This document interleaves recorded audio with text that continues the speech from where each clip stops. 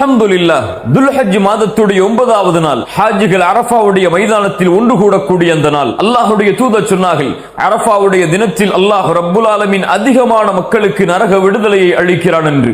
மேலும் அல்லாஹ்வுடைய தூதர் சொன்னார்கள், அரஃபாவுடைய மைதானத்தில் ஒன்று கூடி இருக்கக்கூடிய எல்லா முஸ்லிம்கள் முஃமின்களுடைய பாவங்களையும் அல்லாஹ் அன்றைய தினம் மன்னிக்கிறான் என்று. சுப்ஹானல்லாஹ், அரஃபாவுடைய மைதானத்தில் ஒன்று கூட முடியாத முஃமின்களுக்கு அல்லாஹ்வுடைய தூதர் அரஃபாவுடைய தினத்தில் நோன்பை நோக்குமாறு வலியுறுத்தினார்கள்.